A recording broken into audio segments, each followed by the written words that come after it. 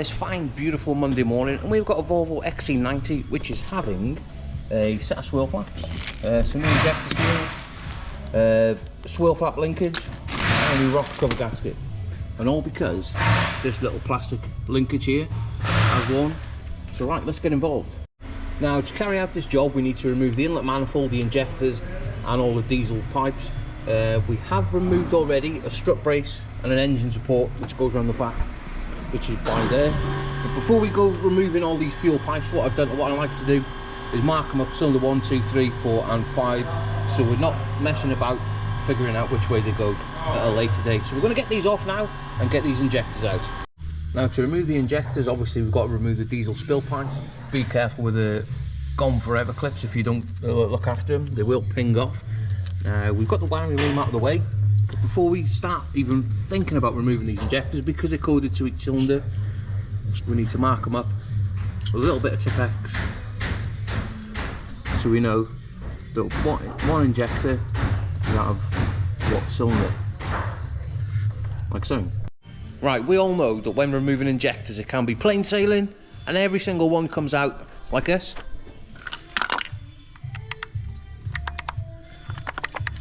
If it was a 4-cylinder, we'd have no problem whatsoever, but it is a 5-cylinder and we've got one injector which was seized in. Now, what I've had to do, we have got this massive injector puller kit and it's absolutely brilliant. Never failed yet, apart from the Renaults, but I don't really do them. What we've done, taken the top off the injector, we screwed a little adapter on. Now, when you're using these injector pullers or anything where it needs a bit of vibration or shock through, everything has got to be tight. If they're just on with your fingers, you're going to be pulling threads left, right and centre.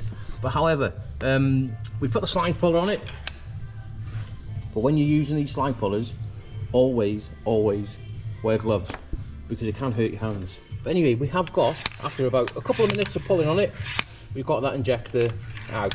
Right, let's get them all out now and we can make a start on removing the rocker cover. After that episode of getting the injectors out, we need to remove the rocker cover. There's lots of 8mm surrounding it. Put them in a nice little tub, keep them all in one place because you don't want to be getting them mixed up with the injector clamps. And then we can go ahead now, get a little pry bar, preferably a plastic one because you're not damaging the cylinder head, and prise that plastic cover off the cylinder head, and it should just lift off. Just come around the back here, just push the master cylinder back with your thumb, and it'll give you enough access to lift this rocker cover off, and we can wiggle it out. Someone's been in here with silicone. Anyway, that is now off. You know what, like, this really boils me. Let me put a big light on. But yeah, put big light on. Anyway, look at all this silicone on the cylinder head.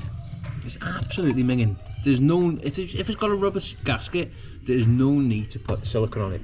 And that does me in. I've got so much to, it's going to be the best part of an hour cleaning all this up. But anyway, let's move around now to the swirl flaps. Oh, look at it, absolutely minging. Now, before I pull these swirl flaps out, I'm just going to show you them working. Like so. And if we come round to cylinder 2,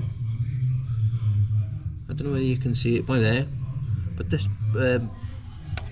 flap itself, it's all burnt away, so it's not sealing properly. Now, all we've got to do to get these out is just prise them up. Be careful because you do not want anything dropping down that inlet manifold.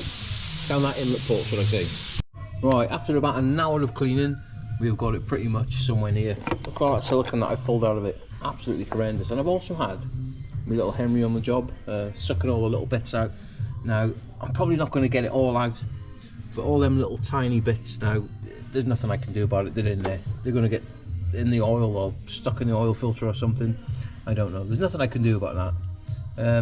Right, we need to pull the injectors, these little blue rags now, out of the injector port, out of the injector hole, should I say.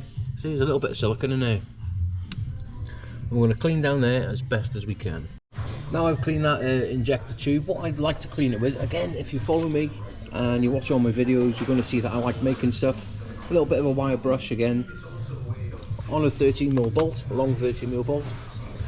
If you look down there now, you can see that it is absolutely spotless. Now, even though we're not ready for the injectors to go in yet, what I like to do, put a little bit of grease on it. Now, this is liquid moly, injector and glow plug grease. smother it round, just covered it all, like so. You can see now, and get that injector, and make sure it's sliding in and out and spinning around nice and freely, like so. Now, as you can see, I've gone ahead and put the new swirl flaps in. They're very simple to do, they just press into place. Once they're in, grab the little lever and make sure they're working perfectly as they should and they're not fouling anywhere. Right, we have now got this little arm to put on. I think we can put that on after. Yeah, we can put that bit on after. Now let's move around to the rocker cover. What we're going to be doing is putting a brand new gasket on it, and it's self-explanatory, it just clicks into place. Whenever you take them off, it is always advisable to put a brand new one on, and not silicone. Do not use silicone. Anyway, I'm going to plod on doing this now. Now once that new gasket is put on, before we fit it back to the vehicle, what we're going to do is get our drill again and go down each injector hole and make sure everything is spotless. And then we can get it on and get it torqued up. Now that's the inlet manifold and rocker cover back on and torqued up. We've got 10 and 13 Newton meters on the bolts. Now, before we put the injectors in and we torque them down, clean them up, we put some new copper sealing washers on the bottom. We're going to slide them all in, and then what we need to do is get the fuel pipes, put them back on the rail, and then just connect them back up to the injector, finger tight, and then we can torque the injectors back down. And there you go, that is the vehicle all back together now. Think back to the beginning of the video when I had this injector problem here. Now when you take the tops off them, sometimes they're alright when you put them back together and sometimes they're not. But we're ready to get on the key and we'll give it a start. If it's running lumpy or it's missing, I have ordered a new injector to go in it. It's, you know, it's totally unavoidable. You can't, you know, that injector's got to come out regardless. But anyway, let's get on the key and give it a big start, Rooney. Oh, hang on. We do need to put the part on that it came in for. There's that little arm there. Now I have put a little bit of red rubber grease on it, and it just clicks into place like so. Perfect.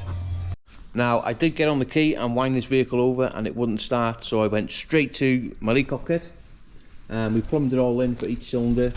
And as you can see, cylinder 1, the injector that I disturbed yesterday has got excessive leak off or leak back, and it's not building rail pressure and it won't allow the vehicle to start.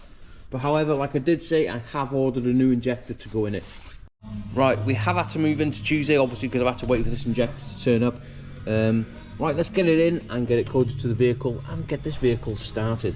And there you have it, that car now is all back up and running and running perfectly on 5 cylinders. But that just goes to show that when you sometimes when you disturb stuff, they do need replacing, especially on these, you know, older vehicles.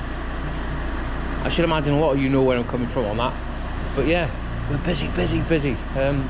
After this job now, I've got egg gasket on a Kia Sorento, axle bushes on a Renault Kangoo, just non-stop, and everybody wants their cars tomorrow. But never mind. And that is one swirl flap replacement on a Volvo. Anyway, let's get it sent.